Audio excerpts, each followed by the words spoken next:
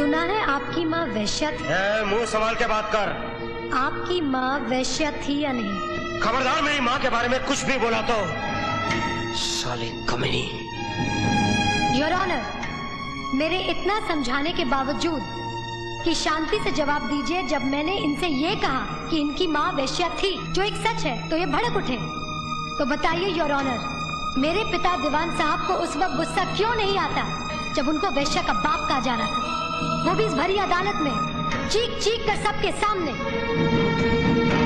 Mister अंकुश, आप revolver अपने पास हमेशा रखते हैं या नहीं? हाँ। योर ऑनर, रिवॉल्वर हमेशा अपने पास अक्सर वो लोग रखा करते हैं जिनके पास बहुत सारी दौलत होती है या शोहरत। दौलत तो आपके पास है नहीं, क्योंकि चरस पीने के लिए पैसे भी आपको ससुराल वालों से भीख में मांगने पड़ते हैं।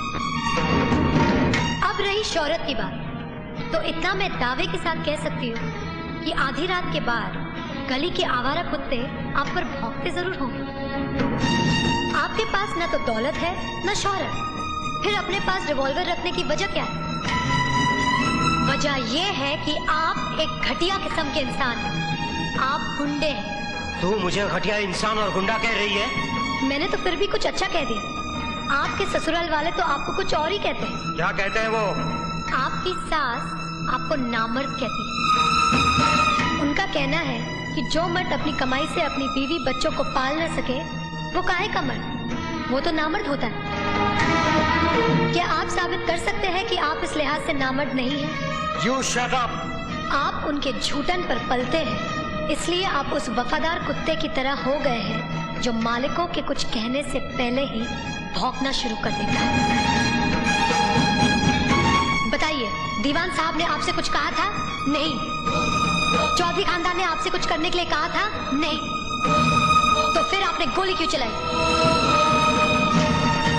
योर ऑनर, जो अपनी जिंदगी अपनी खुशी से झूठन और उतरन के सहारे गुजारता हो, वो हर रात बिकने वाली उन बाजारू औरतों से भी ज्यादा गंदा और घिनौना होता है। बहुत बोली, अब आगे बोली ना तो। बस रहने दीजिए, मुझे मत डराइए। मुझे मालूम है कि दुनिया में ऐसी कोई दवा नहीं बनी है जो आप जैसे नामर्द को मर्द बना सके। हरामजादी, मैं तुझे। ये अदालत है, यहाँ किसी को धमकी देना अदालत की मर्यादा के खिलाफ। अदालत की मर्यादा की ऐसी की तैसी, तेरी तो।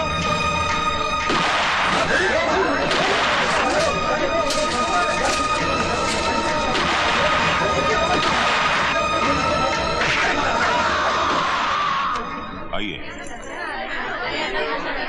आइए।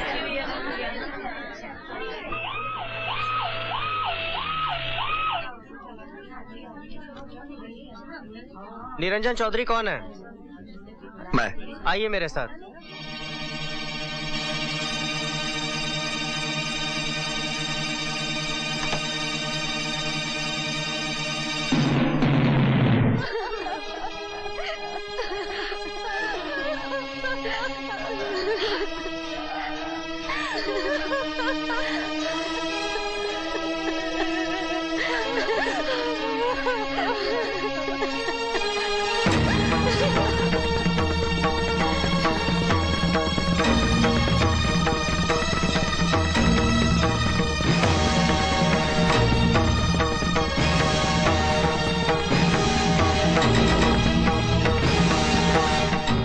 मानी पुरानी सासू जी,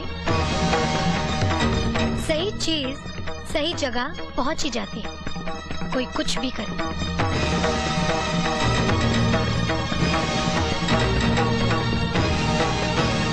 ऊपर से जात बिरादरी में नाक कट जाएगी। ऐसा मत कीजिए, ये रिश्ता मत तोड़िए। मैं आपके हाथ जोड़ता हूँ, पाँव पड़ता हूँ। हमारी इज्जत का कुछ तो ख्याल कीजिए। अरे पंडित के कहने पर हमने तुम्हें गंगा जल समझा था, लेकिन अब पता चला कि तुम गटर का वो गंदा पानी हो जो केमिकल डालने से भी साफ नहीं होता। चले जाओ यहां से। आ जाओ मेरे प्याले प्याले बच्चों। अच्छा पापा भी चलेंगे? बिल्कुल चलेंगे।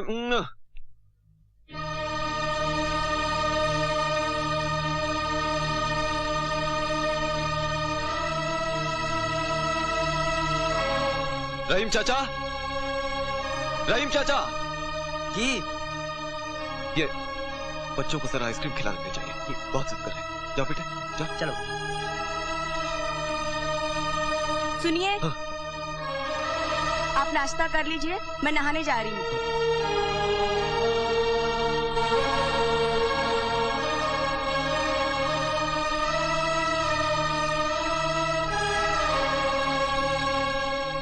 मुझे आपसे बहुत सारी बातें करनी है, जिसके लिए ये जगह मुनासिब नहीं। हम कहीं और मिलेंगे। देखो, पूरे 1 महीने के बाद मेरी बीवी और बच्चे घर लौटे हैं। आज मैं घर से बाहर निकल ही नहीं सकता। मिस्टर राज, हम दोनों ने यहाँ एक रात गुजारी है। जो शक मेरी ससुराल वालों को हुआ, वही शक आपकी पत्नी को भी होगा। अपनी पवित्रता का सबूत न तो मैं दे पाए थे और न आप दे पाएंगे। जिस तरह मेरी दुनिया बर्बाद हुई, उसी तरह आपकी दुनिया भी बर्बाद हो जाएगी। अगर आप इस बर्बादी से बचना चाहते हैं, तो ये रहा मेरा पता।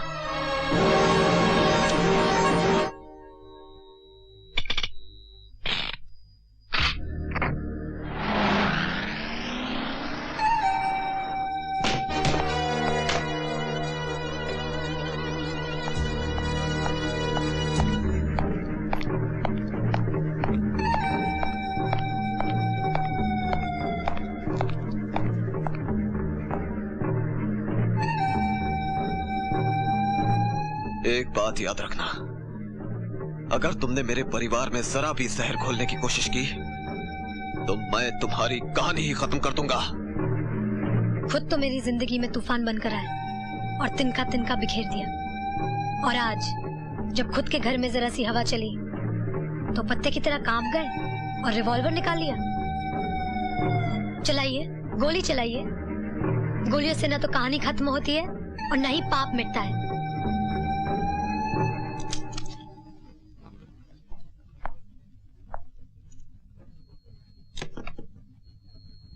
बहादुर हो, तुम्हें गोलियों से डर नहीं लगता?